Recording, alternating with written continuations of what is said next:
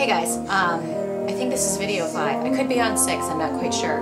But again, we're talking about how to get over this psycho diet mentality, and it's a journey that I've come through very effectively this year in 2010, where I finally just feel comfortable. I feel comfortable and not stressed. I've figured out what works for me, I'm comfortable with it, and I'm going into 2011, like for the first time, being able to say to my friends and my family, like, I'm not scared about reaching my goals. I'm not flipping out and wondering if. I'm not even wondering.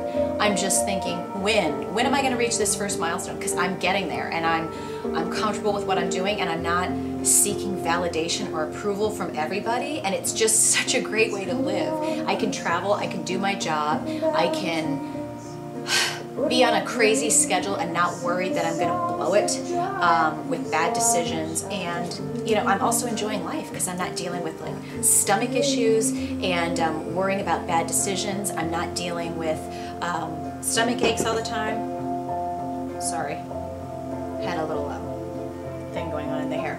Anyway, I was talking in the last video about how having this really sensitive stomach has helped me get to a better place with food, because I was really paying attention to what upset my stomach. If I would eat something and it would upset my stomach, I'm like, hey, I want to remember this feeling. I want to remember that my stomach hurt, because I don't want to be here again. Life is too short to be running around with a stomach ache all the time. But this also helped me, because I was constantly paying attention to how food made me feel. I was also paying attention to, I guess more of the food that I had forbidden for myself during all of this crazy diet madness, and how it tasted and how that food made me feel. So if I would have something that was normally not something I'd keep in my house, right? Like, Pop-Tarts or cookies, anything of that nature. If I was keeping it in my house or not keeping it in my house, excuse me, and then I would have it, I'm trying to think of some other examples other than just cookies. If somebody, I don't know, whatever it is, if it's bread at a restaurant, if it's pasta, if it's something like that you don't normally have, I really started paying attention to how the things tasted. And as I said in my last video, more often than not, this food that I had built up in my head over the past couple of years of being on a diet, or at that time I was really on more like a diet, like this is what you have to eat every day, this is what you have to have for breakfast. I started to realize that this stuff I'd been idealizing, and that's what happens, is you can start idealizing food and thinking, oh my gosh, it's been so long since I've had pasta. Pasta's amazing. And you think that it's going to be this amazing experience and so flavorful, and you're only eating chicken and broccoli and, fruits and vegetables, and you're missing out. What I found this year is that when I would let myself have something, and I would, if it was pasta, I'd say, okay, I'm going to order my favorite dish, which is pasta and marinara. And I'd pay attention to how it made me feel. I'd also pay attention to how it tasted. Now there's some things, like a good dish of spaghetti, I think it tastes great, okay? I love a red sauce, a marinara sauce, but I also realize, like, if I have a lot of it, especially if it's in a restaurant where I don't know what's in the sauce. Restaurants are notorious for adding a crap load of butter and milk to a lot. There's milk and cream that they add to a lot of sauces that you wouldn't think they do. And as someone who's lactose intolerant, that can be a stomach ache. So there were things that, in that case, like spaghetti, that does taste good, but it gave me such a bad stomach ache that it's like, it's not worth it. And most of the sweet stuff, especially anything that's packaged, I'm really finding, like, if you pay attention when you eat that stuff to how it tastes, you're gonna realize, like, wow, this isn't that great. I just think it's great because I know I'm not supposed to have it.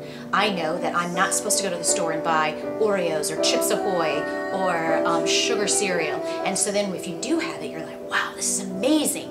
But it's not really amazing, I think, if you pay attention. Because if you pay attention and you're really not eating that way most of the time, and you pay attention to when you eat it, it's just not as food orgasmic as you think. And that's something that I started to realize was like, wow, here I am, and I've cut out dairy because it upsets my stomach so much. And I used to love bagels with cream cheese, and I used to love having cheese on my cheeseburger or whatever. And here I'd cut all that out, and I didn't feel like I was getting up every day going, wow, I have have nothing to eat and my life is so incomplete because I'm not having dairy. Like, it was just not that big of a deal. There's a whole world of food to be enjoyed outside of the few limitations that you put on yourself.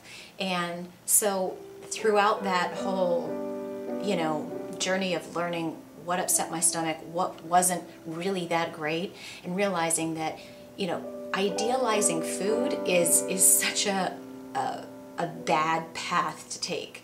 When you get to the point where you realize nothing is the end of the world, like there's always something. I mean, really, food you should look as more as, yeah, I want to enjoy it and I want to like what I'm eating, but that's not the be-all end-all. When I get up every day, I don't want my day to be defined as happy or sad based on what I ate. I want my day to be defined as happy or sad by, do I go to bed at night and am I proud of what I've done? Can I rest my head with a really clear conscience? Am I surrounded by people that I love? Have I given back? Have I made somebody else's day good? Do I feel good about my body and what I can do? Am I getting healthier every year? These are things that are important, not like, well, what did I get to eat today? And you're talking, I mean, this is somebody, my family loves to eat, we love to entertain, we love to cook, but I've put it in its place. It's not the end of the world anymore, what I eat. I can enjoy it, and I can have a taste of this and a taste of that and not ruin my day, not ruin my fitness efforts, and it's not the first decision that I'm making anymore. And if you can get to that point, I'm telling you, like, it's going to change everything in your fitness journey. It has for me, and it has been a journey. Like, this has been something that's happened for me over this whole year.